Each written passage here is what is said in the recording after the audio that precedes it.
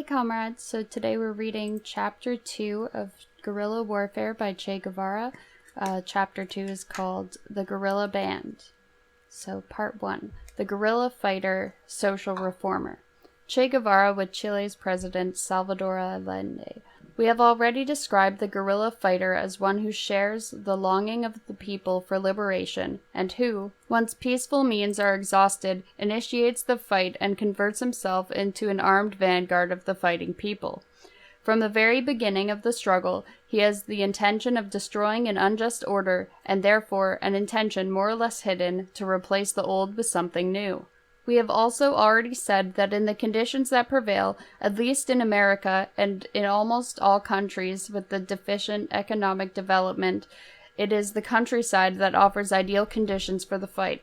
Therefore, the foundation of the social structure that the guerrilla fighter will build begins with changes of the ownership of agrarian property. The banner of the fight throughout this period will be Agrarian Reform. At first, this goal may or may not be completely delineated in its extent and limits. It may simply refer to the age-old hunger of the peasant for land on which he works, or wishes to work. The conditions on which the agrarian reform will be realized depend upon the conditions which existed before the struggle began, and on the social depth of the struggle. But the guerrilla fighter, as a person conscious of the role in the vanguard of the people, must have a moral conduct that shows him to be a true priest of the reform to which he aspires. To the stoicism imposed by the difficult conditions of warfare should be added the austerity born of rigid self-control that will prevent a single excess, a single slip, whatever the circumstances. The guerrilla soldier should be an ascetic. As for social relations, these will vary with the development of the war. At the beginning, it will not be possible to attempt any changes in the social order. Merchandise that cannot be paid for in cash will be paid for with bonds, and these should be redeemed at the first opportunity. The peasant must always be helped technically, economically, morally, and culturally. The guerrilla fighter will be a sort of guiding angel who has fallen into the zone, helping the poor always and bothering the rich as little as possible in the first phases of the war. But this war will continue on its course. Contradictions will continuously become sharper. The moment will arrive when many of those who regarded the revolution with a certain sympathy at the outset will place themselves in a position diametrically opposed, and they will take the first step into battle against the popular forces. At that moment, the guerrilla fighter should act to make himself into the standard bearer of the cause of the people, punishing every betrayal with justice. Private property should acquire in the war zones its social function. For example, excess land and livestock, not essential for the maintenance of a wealthy family, should pass into the hands of the people and be distributed equitably and justly.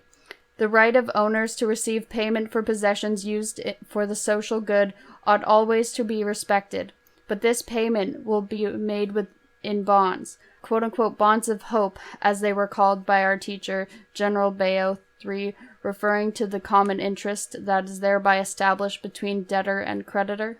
The land and property of notorious and active enemies of the revolution should pass immediately into the hands of the revolutionary forces. Furthermore, taking advantage of the heat of the war, those moments in which human fraternity reaches its highest intensity, all kinds of cooperative work, as much as the mentality of the inhabitants will permit, ought to be stimulated.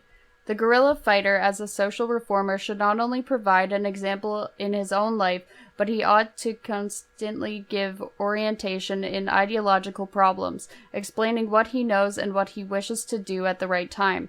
He will also make use of what he learns as the months or years of the war strengthen his revolutionary convictions, making him more radical as the potency of arms is demonstrated, as the outlook of the inhabitants becomes a part of his spirit and of his own life, and as he understands the justice and the vital necessity of a series of changes of which the theoretical importance appeared to him before, but devoid of practical urgency.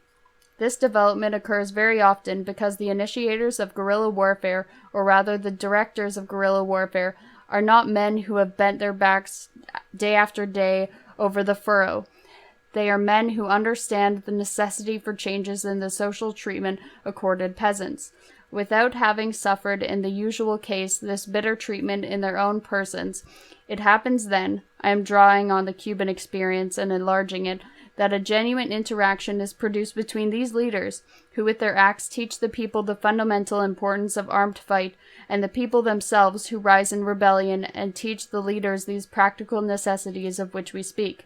Thus, as a product of this interaction between the guerrilla fighter and his people, a progressive radicalization appears, which further accentuates the revolutionary characteristics of the movement and gives it a national scope. Part 2. The guerrilla fighter as combatant. The life and activities of the guerrilla fighter, sketched thus in their general lines, call for a series of physical, mental, and moral qualities needed for adapting oneself to prevailing conditions and for fulfilling completely any mission assigned. To the question as to what the guerrilla soldier should be like, the first answer is that he should preferably be an inhabitant of the zone. If this is the case, he will have friends who will help him. If he belongs to the zone itself, he will know it. And this knowledge of the ground is one of the most important factors in guerrilla warfare. And since he will be habituated to the local peculiarities, he will be able to do better work, not to mention that he will add to all the enthusiasm that arises from defending his own people and fighting to change a social regime that hurts his own world. The guerrilla combatant is a night combatant. To say this is to say at the same time that he must have all the special qualities such fighting requires. He must be cunning and able to march to the place of attack across plains or mountains without anybody noticing him, and then to fall upon the enemy, taking advantage of the factor of surprise which deserves to be emphasized again as important in this type of fight. After causing panic by this surprise, he should launch himself into the fight implacably without permitting a single weakness in his companions and taking advantage of every sign of weakness on the part of the enemy. Striking like a tornado, destroying all, giving no quarter unless the tactical circumstances call for it, judging those who must be judged, sowing panic among the enemy combatants, he nevertheless treats defenseless prisoners benevolently and shows respect for the dead. A wounded enemy should be treated with care and respect unless his former life has made him liable to a death penalty, in which case he will be treated in accordance with his deserts. What can never be done is to keep prisoners, unless a secure base of operations, invulnerable to the enemy, has been established. Otherwise, the prisoner will become a dangerous menace to the security of the inhabitants of the region or to the guerrilla band itself, because of the information that he can give upon rejoining the enemy army. If he has not been a notorious criminal, he should be set free after receiving a lecture. The guerrilla combatant ought to risk his life whenever necessary and be ready to die without the least sign of doubt, but, at the same time, he ought to be cautious and never expose himself unnecessarily. All possible precautions ought to be taken to avoid a defeat or an annihilation. For this reason, it is extremely important in every fight to maintain vigilance over all points from which the enemy reinforcements may arrive, and to take precautions against an encirclement, the consequences of which are usually not physically disastrous, but which damages morale and by causing a loss of faith in the prospects of the struggle. However, he ought to be audacious, and, after carefully analyzing the dangers and possibilities in action, always ready to take an optimistic attitude towards circumstances, and to see reasons for a favorable decision even in moments when the analysis of the adverse and favorable conditions does not show an appreciable positive balance. To be able to survive in the midst of these conditions of life, the enemy action, the guerrilla fighter must have a degree of adaptability that will permit him to identify himself with the environment in which he lives, to become a part of it, and to take advantage of it as his ally to the maximum possible extent. He also needs a faculty of rapid comprehension and an instantaneous incentiveness that will permit him to change his tactics according to the dominant course of action. These faculties of adaptability and inventiveness in popular armies are what ruin the statistics of the warlords and cause them to waver. The guerrilla fighter must never for any reason leave a wounded companion at the mercy of enemy troops, because this would be leaving him to an almost certain death. At whatever cost, he must be removed from the zone of combat to a secure place. The greatest exertions and the greatest risks must be taken in this task. The guerrilla soldier must be an extraordinary companion. At the same time, he ought to be closed-mouthed. Everything that is said and done before him should be kept strictly in his own mind. He ought never to permit himself a single useless word, even with his own comrades in arms, since the enemy will always try to introduce spies into the ranks of the guerrilla band in order to discover its plans, location, and means of life. Besides the moral qualities that have been mentioned, the guerrilla fighter should possess a series of very important physical qualities. He must be indefatigable. He must be able to produce another effort at the moment when weariness seems intolerable. Profound conviction, expressed in every line of his face, forces him to take another step, and this not the last one, since it will be followed by another and another and another until he arrives at the place designated by his chiefs. He ought to be able to endure extremities, to withstand not only the privations of food, water, clothing, and shelter to which he is subjugated frequently, but also the sickness and wounds that often must be cured by nature without help from a surgeon. This is all the more necessary because usually the enemy will assassinate the individual who leaves the guerrilla zone to recover from sickness or wounds. To meet these conditions, he needs an iron constitution that will enable him to resist all these adversities without falling ill and to make of his haunted animal's life one more factor of strength. With the help of his natural adaptability, he becomes a part of the land itself where he fights. All these considerations brings us to ask, what is the ideal age for the guerrilla fighter? These limits are always very difficult to state precisely, because individual and social peculiarities change the figure. A peasant, for example, will be much more resistant than a man from the city. A city dweller who is accustomed to physical exercise and a healthy life will be much more efficient than a man who has lived all his life behind a desk. But generally, the maximum age of combatants in the completely nomadic stage of the guerrilla struggle ought to not exceed 40 years, although there will be exceptional cases, above all among the peasants. One of those heroes of our struggle, Combatant Crescenio Perez, entered the Sierra at 65 years of age and was immediately one of the most useful men in the troop. We might also ask if the members of the guerrilla band should be drawn from certain social class. It has already been said that this social composition ought to be adjusted to that of the zone chosen for the center of operations, which is to say that the combatant nucleus of the guerrilla army ought to be made up of peasants. The peasant is evidently the best soldier, but the other strata of the population are not by any means to be excluded or deprived from the opportunity to fight for a just cause. Individual exceptions are also very important with this respect. We have not yet fixed the lower limit of age. We believe that minors less than 16 years of age ought not to be accepted for the fight, except in very special circumstances.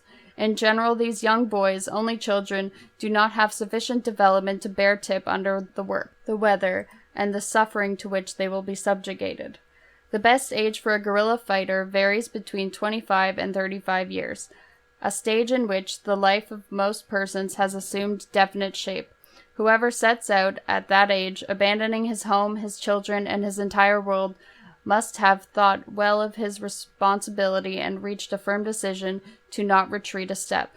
There are extraordinary cases of children who as combatants have reached the highest ranks of our rebel army, but this is not the usual case. For every one of them who displayed great fighting qualities, there were tens who ought to have been returned to their homes and who frequently constituted a dangerous burden for the guerrilla band. The guerrilla fighter, as we have said, is a soldier who carries his house on his back like a snail.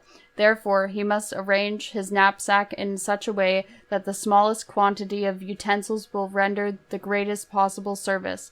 He will carry only the indispensable, but he will take care of it at all times as something fundamental and not to be lost except in extreme adverse situations. His armament will also be only that which he can carry on his own. Reprovising is very difficult, above all with bullets. To keep them dry, always to keep them clean, to count them one by one so that none are lost. These are the watchlords, and the gun ought always to be kept clean, well greased, and with the barrel shining. It is advisable for the chief of each group to impose some penalty or punishment on those who do not maintain their armaments in these conditions. People with such notable devotion and firmness must have an ideal that sustains them in the adverse conditions that we have described. This ideal is simple, without great pretensions, and in general does not go very far, but it is so firm, so clear, that one will give his life for it without the least hesitation. With almost all peasants, this ideal is the right to have and work a piece of land of their own and enjoy just social treatment. Among workers, it is to have work and receive an adequate wage as well as just social treatment. Among students and professional people, more abstract ideas such as liberty are found to be motives for the fight. This brings us to the question, what is the life of the guerrilla fighter like? His normal life is the long hike. Let us take as an example a mountain guerrilla fighter located in wooded regions under constant harassment by the enemy. In these conditions, the guerrilla band moves during daylight hours, without eating, in order to change its position.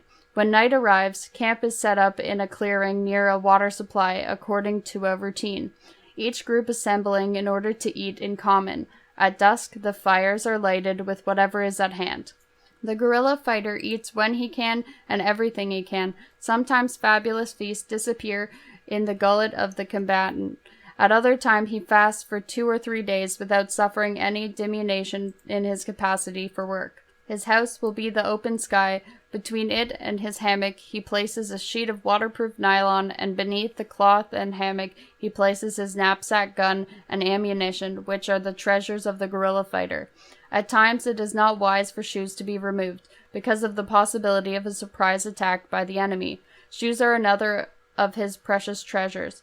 Whoever has a pair of them has the security of a happy existence within the limits of the prevailing circumstances. Thus, the guerrilla fighter will live for days without approaching any inhabited place, avoiding all contact that has not been previously arranged, staying in the wildest zones, knowing hunger at times, thirst, cold, heat, sweating during the continuous marches, letting the sweat dry on his body, and adding to it new sweat without possibility of regular cleanliness, although this also depends somewhat upon the individual disposition, as does everything else. During the recent war, upon entering the village of El Uvero, following a march of 16 kilometers and a fight of 2 hours and 45 minutes in a hot sun, all added to several days passed in very adverse conditions along the sea with intense heat from a boiling sun, our bodies gave off a peculiar and offensive odor that repelled anyone who came near. Our noses were completely habituated to this type of life. The hammocks of the guerrilla fighters are known for their characteristic individual odor. In such conditions, breaking camp ought to be done rapidly, leaving no traces behind. Vigilance must be extreme. For every 10 men sleeping, there ought to be 1 or 2 on watch, with the sentinels being changed continually, and a sharp vigil being maintained over all entrances to the camp.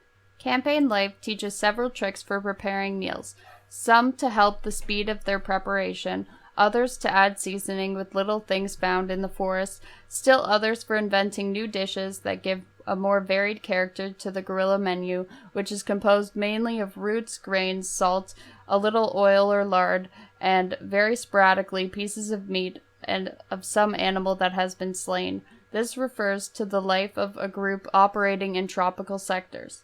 Within the framework of the combatant life, the most interesting event, the one that carries all to a convulsion of joy and puts a new vigor in everyone's step, is the battle. The battle, climax of the guerrilla life, is sought at an opportune moment, either when an enemy encampment sufficiently weak to be annihilated has been located and investigated, or when an enemy column is advancing directly toward the territory occupied by the liberating force. The two cases are different.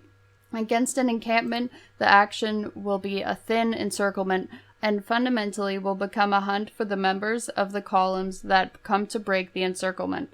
An entrenched enemy is never the favorite prey of the guerrilla fighter. He prefers his enemy to be on the move, nervous, not knowing the ground, fearful of everything, and without natural protections for defense.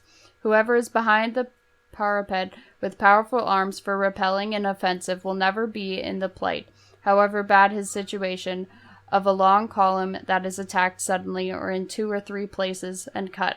If the attackers are not able to encircle the column and destroy it totally, they will retire prior to any counteraction. If there is no possibility of defeating those entrenched in a camp by means of hunger or thirst, or by a direct assault, the guerrilla ought to retire after the encirclement has yielded its fruits of destruction in the revealing columns. In cases where the guerrilla column is too weak and the invading column is too strong, the action should be concentrated upon the vanguard. There should be a special preference for this tactic whenever the hoped-for result, since after the leading ranks have been struck several times, thus diffusing among the soldiers the news that death is constantly occurring to those in the van, the reluctance to occupy those places will provoke nothing less than mutiny. Therefore, attacks ought to be made on that point, even if they are also made at other points of the column. The facility with which the guerrilla fighter can perform his function and adapt himself to the environment will depend upon his equipment. Even though joined with others in small groups, he has individual characteristics. He should have in his knapsack, besides his regular shelter, everything necessary to survival in case he finds himself alone for some time.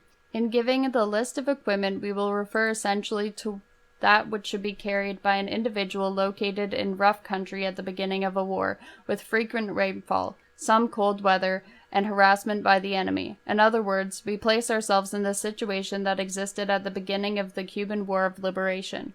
The equipment of the guerrilla fighter is divided into the essential and the accessory. Among the first is a hammock. This provides adequate rest. It is easy to find 2 trees from which it can be strung, and in cases where one sleeps on the ground, it can serve as a mattress. Whenever it is raining or the ground is wet, a frequent occurrence in tropical mountain zones, the hammock is indispensable for sleeping. A piece of waterproof nylon cloth is its complement. The nylon should be large enough to cover the hammock when tied from its 4 corners, and with a line strung through the center to the same trees from which the hammock hangs. This last line serves to make the nylon into a kind of tent by raising a center ridge and causing it to shed water. A blanket is indispensable because it is cold in the mountains at night. It is also necessary to carry a garment such as a jacket or coat, which will enable one to bear the extreme changes of temperature. Clothing should consist of rough work trousers and a shirt which may or may not be a uniform cloth. Shoes should be of the best possible construction, and also, since without good shoes marches are very difficult, they should be one of the first articles laid up in reserve. Since the guerrilla fighter carries his house in his knapsack, the latter is very important. The more primitive types may be made from any kind of sack carried by 2 ropes, but those of canvas found in the market or made by a harness maker are preferable. The guerrilla fighter ought always to carry some personal food besides that which the troop carries or consumes in its camp. Indispensable articles are lard or oil, which is necessary for fat consumption, canned goods, which should not be consumed except in circumstances where food for cooking cannot be found, or when there are too many cans and their weight impedes the march, preserved fish, which has great nutritional value, condensed milk, which is also nourishing, particularly on the account of the large quantity of sugar that it contains, some sweet for its good taste. Powdered milk can also be carried. Sugar is another essential part of the supplies, as is salt, without which life becomes sheer martyrdom, and something that serves to season meals such as onion, garlic, etc., according to the characteristics of the country. This completes the category of the essentials. The guerrilla fighter should carry a plate, knife, and fork, camping style, which will serve all the various necessary functions. The plate can be camping or military type, or a pan that is usable for cooking anything from a piece of meat to a potato, or for brewing tea or coffee. To care for the rifle, special greases are necessary, and these must be carefully administered. Sewing machine oil is very good if there is no special oil available. Also needed are cloths that will serve for cleaning the arms frequently, and a rod for cleaning the gun inside, something that ought to be done often. The ammunition belt can be of commercial type or homemade, according to the circumstances, but it ought to be made so that not a single bullet will be lost. Ammunition is the basis of the fight, without which everything else would be in vain. It must be cared for like gold. A canteen or bottle for water is essential, since it will frequently be necessary to drink in a situation where water is not available. Among medicines, those of general use should be carried for example penicillin or some other type of antibiotic, preferably the types taken orally, carefully closed, medicines for lowering fever such as aspirin, and other adapted to treating the endemic diseases of the area. These may be tablets against malaria, sulfas for diarrhea, medicines against parasites of all types. In other words, fit the medicine into the characteristics of the region. It is advisable in places where there are poisonous animals to carry appropriate injections. Surgical instruments will complete the medical equipment. Small personal items for taking care of less important injuries should also be included. A customary and extremely important comfort in the life of the guerrilla fighter is smoke. Whether cigars, cigarettes, or pipe tobacco, a smoke in moments of rest is a great friend to the solidarity soldier. Pipes are useful because they permit using to the extreme all tobacco that remains in the butts of cigars and cigarettes at time of scarcity. Matches are extremely important not only for lighting a smoke but also for starting fires. This is one of the great problems in the forest in rainy periods. It is preferable to carry both matches and a lighter so that if the lighter runs out of fuel, matches remain as a substitute. Soap should be carried, not only for personal cleanliness, but for washing eating utensils, because intestinal infections or irritations are frequent and can be caused by spoiled food left on dirty cooking ware. With this set of equipment, the guerrilla fighter can be assured that he will be able to live in the forest under adverse conditions, no matter how bad, for as long as necessary to dominate the situation. There are accessories that at times are useful and others that constitute a bother, but are very useful. The compass is one of these. At the outset, this will be used a great deal in gaining orientation, but little by little, knowledge of the country will make it unnecessary. In mountainous regions, a compass is not of much use, since the route it indicates will usually be cut off by impassable obstacles.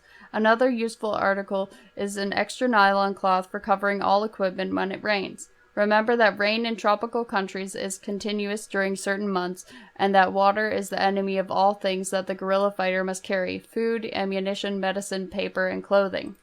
A change of clothing can be carried, but this is usually a mark of inexperience. The usual custom is to carry no more than an extra pair of pants, eliminating extra underwear and other articles such as towels.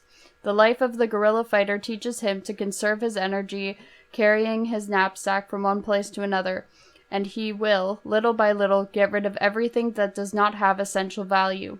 In addition to a piece of soap useful for washing utensils as well as for personal cleanliness, a toothbrush and paste should be carried. It is worthwhile also to carry a book, which will be exchanged with other members of the band. These books can be good biographies of past heroes, histories, or economic geographies, preferably of the country, and works of general character that will serve to raise the cultural level of the soldiers and discourage the tendency towards gambling or other undesirable forms of passing the time. There are periods of boredom in the life of the guerrilla fighter.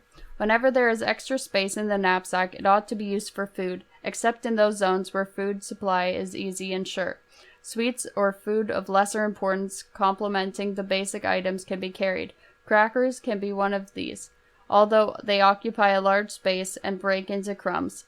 In thick forests, a machete is useful. In very wet places, a small bottle of gasoline or light resinous wood, such as pine, for kindling, make fire building easier when the wood is wet. A small notebook and pen or pencil for taking notes and for letters to the outside or communication with other guerrilla bands ought always to be a part of the guerrilla fighter's equipment. Pieces of string or rope should be kept available. These have many uses, also needles, thread, and buttons for clothing. The guerrilla fighter who carries this equipment will have a solid house on his back, rather heavy but furnished to assure a comfortable life during the hardships of the campaign. Part 3. Organization of a guerrilla band. No rigid scheme can be offered for the organization of a guerrilla band. There will be innumerable differences according to the environment in which it is to operate. For convenience of exposition, we will suppose that our experience has a universal application, but it should be kept in mind that this is only one way, that there will possibly be new forms that may work better with the particular characteristics of another given armed group. The size of the component units of the guerrilla force is one of the most difficult problems to deal with. There will be different numbers of men and different compositions of the troop, as we have already explained. Let us suppose a force situated in favorable ground, mountainous, with conditions not so bad as to necessitate perpetual flight, but not so good as to afford a base of operations. The combat units of an armed force thus situated ought to number not more than 150 men, and even this number is rather high. Ideal would be a unit of about 100 men. This consists a column, and in the Cuban organization is commanded by a commandant. It should be remembered that in our war the grades of corporal and sergeant were omitted because they were considered reminiscent of the tyranny. On this premise, the commandant commands this whole force of 100 to 150 men, and there will be as many captains as there are groups of 30 to 40 men. The captain has the function of directing and unifying his platoon, making it fight almost always as a unit, and looking after the distribution of men and the general organization. In guerrilla warfare, the squad is the functional unit. Each squad, making up approximately 8 to 12 men, is commanded by a lieutenant, who performs for his group functions analogous to those of the captain, to whom he must always be in constant subordination. The operational tendency of the guerrilla band to function in small groups makes the squad the true unit. 8 to 10 men are the maximum that can act as a unit in a fight in these conditions. Therefore, the squad, which will frequently be separated from the captain even though they fight on the same front, will operate under the orders of its lieutenant. There are exceptions, of course. A squad should not be broken up nor kept dispersed at times when there is no fighting. Each squad and platoon should know who the immediate successor is in case the chief falls, and these persons should be sufficiently trained to be able to take over their new responsibilities immediately. One of the fundamental problems of the troop is food supply. In this, everyone from the last man to the chief must be treated alike. This acquires a high importance, not only because of the chronic shortage of supplies, but also because meals are the only event that takes place daily. The troops who have a keen sense of justice measure the rations with a sharp eye. The least favoritism for anyone ought to never be permitted. If in certain circumstances the meal is served to the whole column, a regular order should be established and observed strictly, and at the same time the quantity and quality of food given to each one ought to be carefully checked.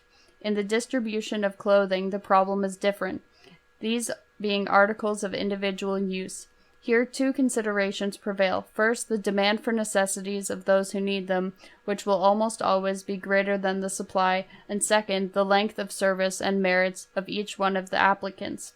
The length of service and merits, something very different to fix exactly, should be noted in special booklets by one assigned this responsibility under the direct supervision of the chief of the column. The same should be said about other articles that become available and are of individual rather than collective utility. Tobacco and cigarettes ought to be distributed according to the general rule of equal treatment for everybody. This task of distribution should be a specifically assigned responsibility. It is preferable that the persons designated be attached directly to the command. The command performs, therefore, administrative tasks of liaison which are very important, as well as other special tasks that are necessary. Officers of the greatest intelligence ought to be in it. Soldiers attached to the command ought to be alert and of maximum dedication, since their burdens will usually be greater than those borne by the rest of the troop. Nevertheless, they can have no special treatment at mealtime. Each guerrilla fighter carries his complete equipment. There is also a series of implements of use to the group that should be equitably distributed within the column. For this, too, rules can be established depending upon the number of unarmed persons in the troop. One system is to distribute all extra material, such as medicines, medical or dental or surgical instruments, extra food, clothing, general supplies, and heavy weapons equally among all platoons, which will then be responsible for their custody. Each captain will distribute these supplies among the squads, and each chief of the squad will distribute them among his men. Another solution which can be used when a part of the troop is not armed is to create special squads or platoons assigned to transport. This works out well, since it leaves the soldier who already has the weight and responsibility of his rifle free of extra cargo. In this way, danger of losing material is reduced since it is concentrated, and at the same time there is more incentive for the porter to carry more and to carry better and to demonstrate more enthusiasm, since in this way he will win his right to a weapon in the future. These platoons will march in the rear positions and will have the same duties and the same treatment as the rest of the troop. The task to be carried out by a column will vary according to its activities. If it is encamped, there will be special teams for keeping watch. These should be experienced, specially trained, and they should receive some special reward for this duty. This can consist of increased independence, or, if there is an excess of sweets or tobacco after proportional distribution to each column, something extra for the members of those units who carry out special tasks.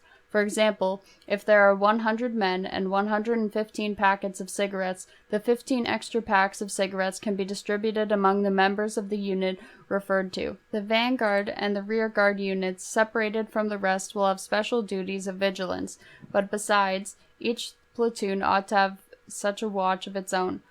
The farther from the encampment the watch is maintained, the greater is the security of the group, especially when it is in open country. The places chosen should be high, dominating a wide area by day and difficult to approach by night. If the plan is to stay several days, it is worthwhile to construct defenses that will permit a sustained fire in case of an attack. These defenses can be obliterated when the guerrilla band moves, or when they can be left if circumstances no longer make it necessary to hide the path of the column. In places where permanent encampments are established, the defenses ought to be improved constantly. Remember that in a mountainous zone, on ground carefully chosen, the only heavy arm that is affected is the mortar. Using roofs reinforced with materials from the region such as wood, rocks, etc., it is possible to make good refuges, which are difficult for the enemy forces to approach and which will afford protection from mortar shells for the guerrilla forces. It is very important to maintain discipline in the camp, and this should have an educational function. The guerrilla fighter should be required to go to bed and get up at fixed hours. Games that have no social function and that hurt the morale of the troops and the consumption of alcoholic drinks should both be prohibited. All these tasks are performed by a commission of internal order elected from those combatants of greatest revolutionary merit. Another mission of these persons is to prevent the lighting of fires in places visible from a distance or that raise columns of smoke before nightfall. Also to see that camp is clean and that it is left in such a condition when the column leaves as to show no sign of passage, if this is necessary. Great care must be taken with fires, which leave traces for a long time.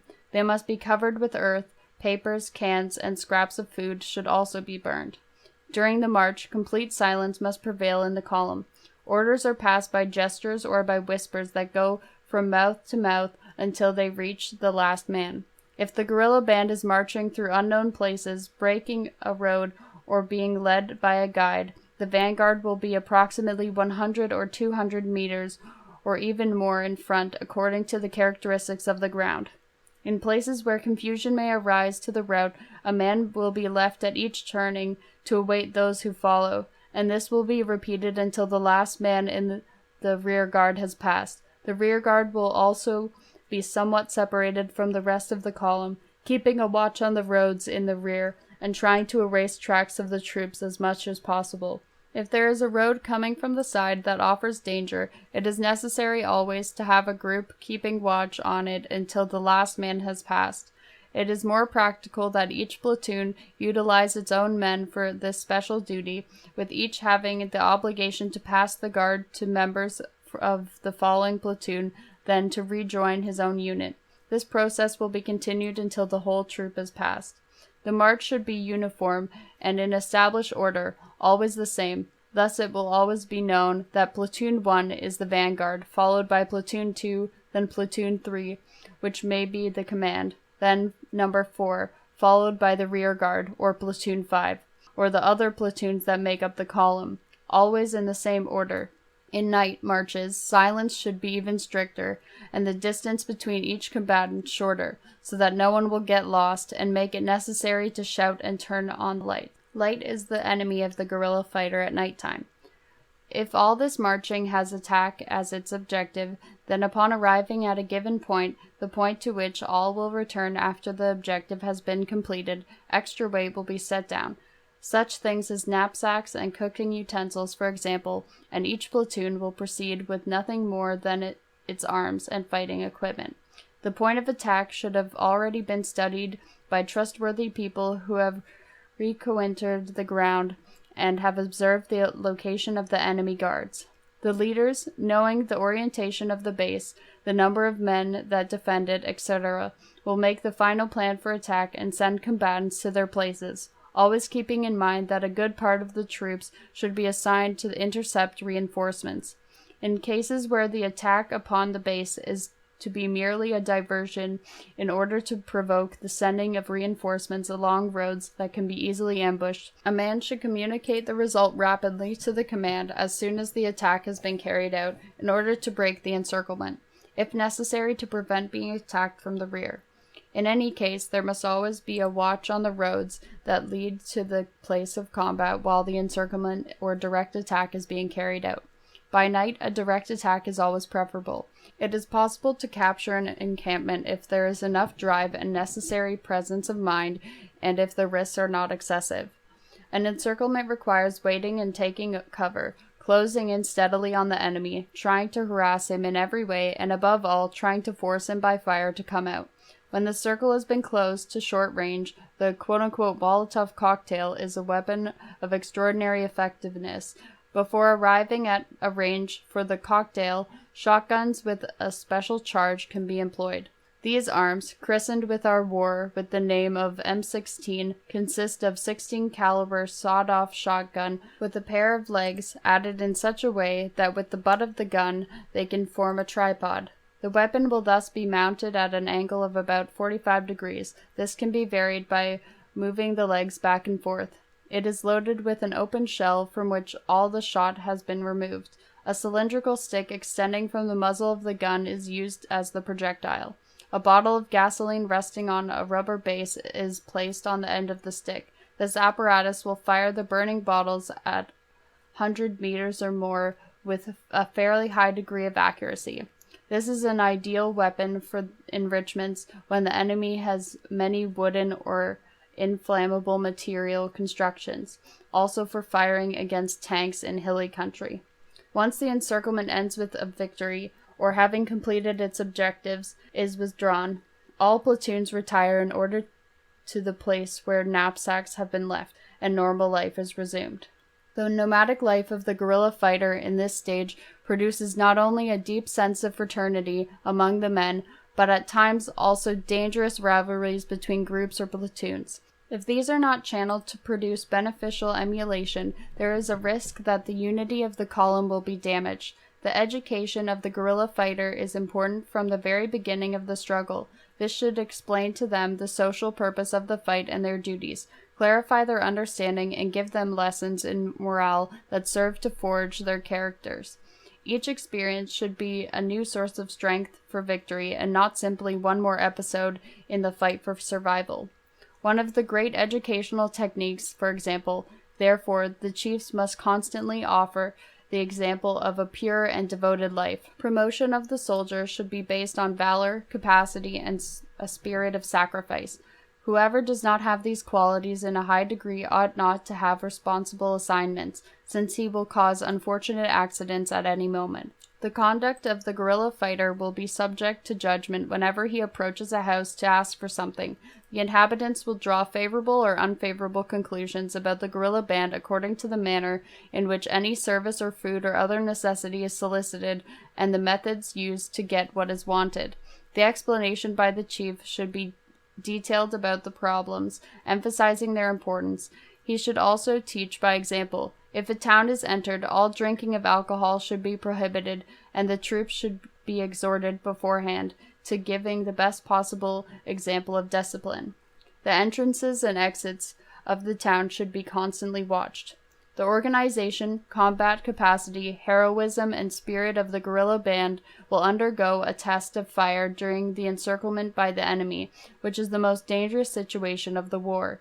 In the jargon of our guerrilla fighters in the recent war, the phrase, quote-unquote encirclement face was given to the face of fear worn by someone who was frightened. The hierarchy of the deposed regime pompously spoke of its campaigns of encirclement and annihilation. However, for a guerrilla band that knows the country and that is united ideologically and emotionally with its chief, this is not a particularly serious problem. It need only take cover, try to slow up the advance of the enemy, impede his action with heavy equipment, and await nightfall, the natural ally of the guerrilla fighter. Then, with the greatest possible stealth, after exploring and choosing the best road, the band will depart, utilizing the most adequate means of escape and maintaining absolute silence. It is extremely difficult in these conditions at night to prevent a group of men from escaping the encirclement. Part 4. The Combat. Combat is the most important drama in the guerrilla life. It occupies only a short time. Nevertheless, these brilliant moments acquire an extraordinary importance, since each small encounter is a battle of a fundamental kind for the combatants. We have already pointed out that an attack should be carried out in such a way as to give guarantee of victory. In addition to general observations concerning the tactical function of an attack in guerrilla warfare, the different characteristics that each action can present ought to be noted.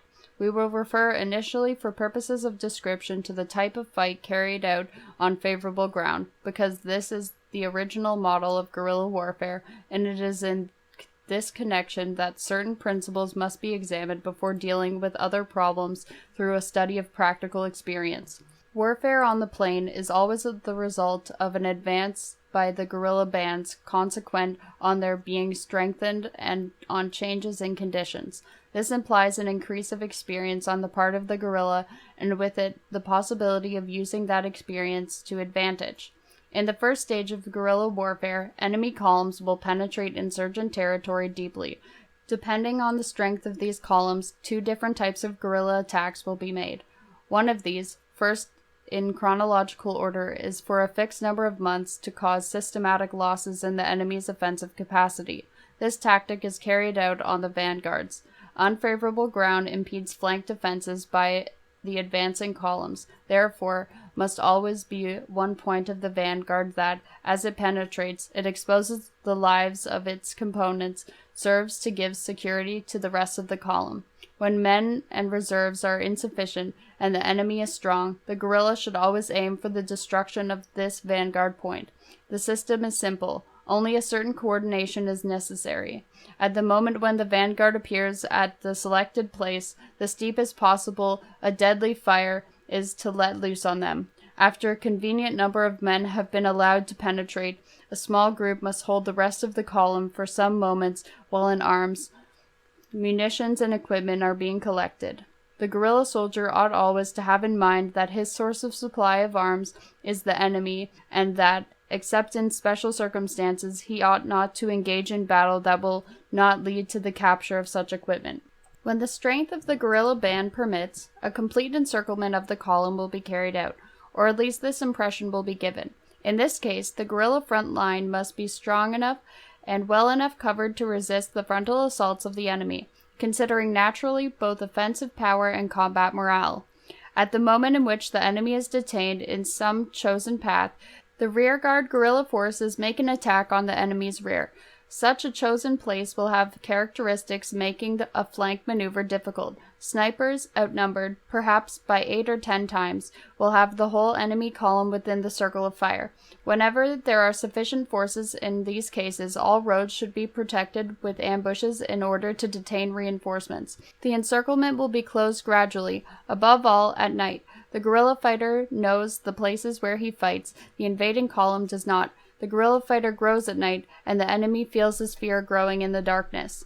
In this way, without too much difficulty, a column can be totally destroyed, or at least such losses can be inflicted upon it as to prevent it returning to battle and to force it to take a long time for regrouping. When the force of the guerrilla band is small, it is desired above all to detain and to slow down the advance of the incoming column. Groups of snipers fluctuating between 2 and 10 should be distributed all around the column at each of the 4 cardinal points. In this situation, combat can be begun. For example, on the right flank, when the enemy centers his action on that flank and fires on it, shooting will begin at the moment from the left flank. at another moment from the rear guard or from the vanguard, and so forth. With the very small expenditure of ammunition, it is possible to hold the enemy in check indefinitely. The technique of attacking an enemy convoy or position must be adapted to the conditions of the place chosen for the combat. In general, the first attack on an encircled place should be made during night hours against the advance post, with surprise assured. A surprise attack carried out by skillful commandos can easily liquidate a position, thanks to the advantage of surprise. For regular encirclement, the paths of escape can be controlled with a few men, and the roads of access defended with ambushes. These should be distributed in such a way that if one is unsuccessful, it falls back or simply withdraws, while a second remains, and so on successively. In cases where the surprise factor is not present, victory in an attempt to take an encampment will depend on the capacity of the encircling force to detain the attempts of the rescue columns. In these cases, there will usually be support on the enemy's side by artillery, mortars, airplanes, and tanks. In favorable ground, the tank is an arm of small danger. It must travel by roads that are narrow and is an easy victim of mines. The offensive capacity of these vehicles when in formation is generally absent or reduced, since they must proceed in Indian file or in most two abreast. The best and surest weapon against the tank is the mine, but in close fight, which may easily take place in steep places, the Molotov Cocktail is an arm for extraordinary value. We will not talk yet of the bazooka, which for the guerrilla force is a decisive weapon, but difficult to acquire, at least for the first stages. Against the mortar there is the recourse of a trench with a roof. A mortar is an arm of formidable potency when used against an encircled place, but on the other hand, against mobile attackers, it loses its effectiveness unless it is used in large batteries. Artillery does not have great importance in this type of fight, since it has to be placed in locations of convenient access, and it does not see targets which are constantly shifting. Aviation constitutes the principal arm of the oppressor's forces, but its power of attack is also much reduced by the fact that its only targets are small trenches, generally hidden. Planes will be able to drop high explosive or napalm bombs, both of which constitute inconveniences rather than true dangers. Besides, as the guerrilla draws as close as possible to the defensive lines of the enemy, it becomes very difficult for planes to attack these points of vanguard effectively. When encampments with wood or inflammable constructions are attacked, a Molotov cocktail is a very important arm at a short distance. At longer distances, bottles with inflammable material with the fuse lighted can be launched from a 16 caliber shotgun as described earlier. Of all the possible types of mines, the most effective, although requiring the most technical capacity, is the remotely exploded mine, but contact, fused, and all above electric mines with their length of cord are also extremely useful and constitute on mountainous road defenses for the popular forces that are virtually invulnerable. A good defense against armored cars along roads is to dig sloping ditches in such a way that the tank enters them easily and afterwards cannot get out. These can easily be hidden from the enemy, especially at nighttime or when he has no infantry in advance of the tanks, because of the resistance by guerrilla forces. Another common form of advance by the enemy zones that are not too steep is in trucks that are more or less open. The columns are headed by armored vehicles and the infantry follows behind in trucks. Depending upon the force of the guerrilla band, it may be possible to encircle the entire column, following the general rules, or it can be split by attacking some of the trucks and simultaneously exploding mines. It is necessary to act rapidly in this case, seizing the arms of the fallen enemy and retiring. For an attack on open trucks, an arm of great importance which should be used with all its potential is the shotgun. A 16 caliber shotgun with large shots can sweep 10 meters, nearly the whole area of the truck, killing some of the occupants, wounding others, and provoking an enormous confusion. Grenades, if they are available, are also an excellent weapon for these cases. For all these attacks, surprise is fundamental because at least at the moment of firing the first shot, it is one of the most basic requirements of guerrilla warfare. Surprise is not possible if the peasants of the zone know of the presence of the insurgent army. For this reason, all movements of attack should be made at night. Only men of proven discretion and loyalty can know of these movements and establish the contacts. The march should be made with knapsacks full of food in order to be able to live 2, 3, 4 days in places of ambush. The discretion of the peasants should never be trusted too much. First, because there is a natural tendency to talk and to comment on events with other members of the family or with friends, and also because of the inevitable cruelty with which the enemy soldiers treat the population after a defeat. Terror can be sown, and this terror leads to someone's talking too much, revealing important information in the effort to save his life. In general, the place chosen for an ambush should be located at least 1 day's march from the habitual camp of the guerrilla band, since the enemy will almost always know the location more or less accurately. We said before that the form of fire in battle indicates the location of the opposing forces. On one side, violent and rapid firing by the soldier of the line, who has the customary abundance of ammunition, and on the other side, the methodical sporadic fire of the guerrilla fighter who knows the value of every bullet and who endeavors to expend it with high degree of economy, never firing one shot more than necessary. It is not reasonable to allow an enemy to escape or to fail to use an ambush to the full in order to save ammunition, but the amount that it is to be expended in determined circumstances should be calculated in advance and the action carried out according to these calculations. Ammunition is the great problem of the guerrilla fighter. Arms can always be obtained. Furthermore, those which are obtained are not expended in guerrilla warfare, while ammunition is expended. Also, generally, it is arms with their ammunition that are captured, and never or rarely ammunition only. Each weapon that is taken will have its loads, but it cannot contribute to the others because there are no extras. The tactical principle of saving fire is fundamental in this type of warfare. A guerrilla chief who takes pride in his role will never be careless about withdrawal. This should be timely, rapid, and carried out so as to save all the wounded and the equipment of the guerrilla, its knapsacks, ammunition, etc. The rebels ought never to be surprised while withdrawing, nor can they permit themselves the negligence of becoming surrounded. Therefore, guards must be posted along the chosen road at all places where the enemy army will eventually bring its troops forward in an attempt to close the circle. And there must be a system of communication that will permit rapid reports when a force tries to surround the rebels. In the combat, there must always be some unarmed men. They will recover the guns of companions who are wounded or dead, guns seized in battle, or belonging to prisoners. They will take charge of the prisoners, removing the wounded and of transmission messages. Besides, there ought to be a good corps of messengers with iron legs and proven sense of responsibility who will give the necessary reports in the least possible time. The number of men needed, besides the armed combatants, varies, but a general rule is 2 or 3 for each 10, including those who will be present at the scene of battle and those who will carry out necessary tasks in the rearguard, keeping watch of the route of withdrawal and performing the messenger services mentioned above.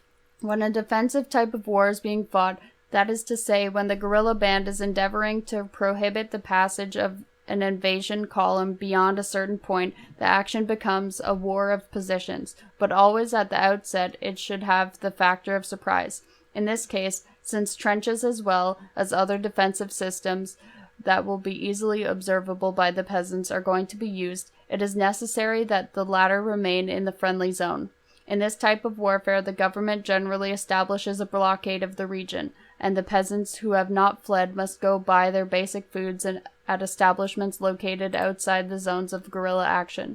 Should these persons leave the region at critical moments such as those we are now describing, this would constitute a serious danger on account of their information that could eventually supply to the enemy army. The policy of complete isolation must serve as the strategic principle of the guerrilla army in these cases. The defenses and the whole defensive apparatus should be arranged in such a manner that the enemy vanguard will always fall into ambush.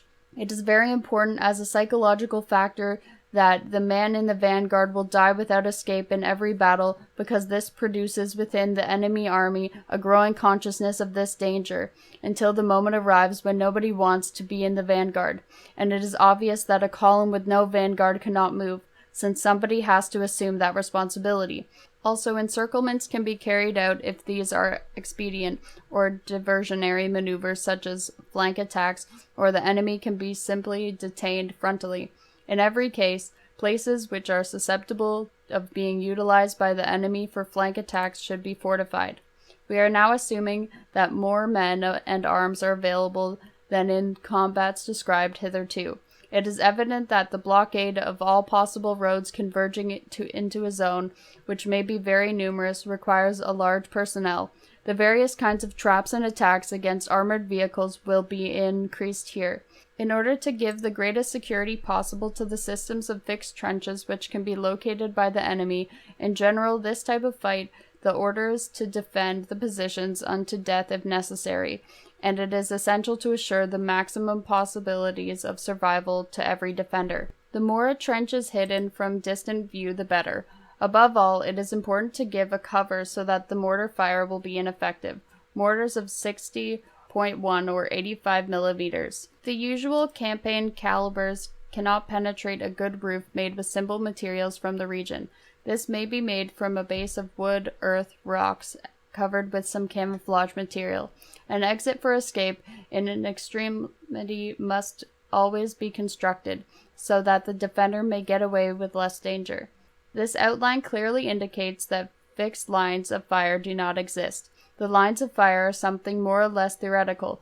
They are established at certain critical moments, but they are extremely elastic and permeable on both sides. What does exist is a wide no man's land, but the characteristics of a no man's land in guerrilla warfare are that it is inhabited by a civil population, and that this civil population collaborates in a certain measure with either of the two sides, even though in an overwhelming majority with the insurrectionary band, these people cannot be removed en masse from the zone on account of their numbers, and because this would create problems of supply for either one of the contenders who tried to provide food for so many people.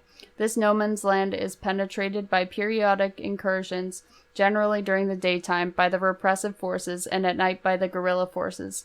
The guerrilla forces find there are a maintenance base of great importance for their troop. This should be cared for in a political way, always establishing the best possible relations with the peasants and merchants. In this type of warfare, the task of those who do not carry arms, of those who are not direct combatants, are extremely important. We have already indicated some of the characteristics of liaison in places of combat, but liaison is an institution throughout the whole guerrilla organization. Liaison out to the most distant command or out to the most distant group of guerrilla fighters ought to be linked in such a way that messages will travel from one place to another via the most rapid system available in the region. This holds for regions of easy defense, that is to say, in favorable ground as well as in unfavorable ground. A guerrilla band operating in unfavorable ground will not be able to use modern systems of communication such as telegraph, roads, etc., except some radios located in military garrisons capable of being defended. If these fall into the hands of the enemy force, it is necessary to change codes and frequencies, a task that is rather troublesome. In all these matters we are speaking from memory of things that occurred in our War of Liberation. The daily and accurate report on all activities of the enemy is complemented with liaison. The system of espionage should be carefully studied, well worked out, and personnel chosen with maximum care. The harm that a counter-spy can do is enormous, but even without such an extreme case, the harm that can result from exaggerated information which misjudges the danger is very great. It is not probable that danger will be underrated. The tendency of people in the country is to overrate and exaggerate it. The same magic mentality that makes phantasmas and various supernatural beings appear also create monstrous armies where there is hardly a platoon or an enemy patrol. The spy ought to seem as neutral as possible, not known by the enemy to have any connection with the forces of liberation. This is not a difficult task as it appears. Many such persons are found in the course of war. Businessmen, professional men, and even clergymen can lend their help in this type of task and give timely information. One of the most important characteristics of guerrilla warfare is the notable difference between the information that reaches the rebel forces and the information possessed by the enemy. While the latter must operate in regions that are absolutely hostile. Finding sullen silence on the part of the peasants, the rebels have in nearly every house a friend or even a relative, and news is passed about constantly through the liaison system until it reaches the central command of the guerrilla force or of the guerrilla group that is in that zone. When an enemy penetration occurs in territory that has become openly pro-guerrilla, where all peasants respond to the cause of the people, a serious problem is created. The majority of peasants try to escape with the popular army, abandoning their children and their work. Others even carry the whole family. Some wait upon events. The most serious problem that an enemy penetration into guerrilla territory can provoke is that of a group of families finding themselves in a tight, at times desperate situation. Maximum help should be given to them, but they must be warned of the troubles that can follow upon a flight into inhospitable zones, so far from their habitual places of livelihood, exposed to the hardships that usually befall in such cases. It is not possible to describe any pattern of repression on the part of the enemies of the people.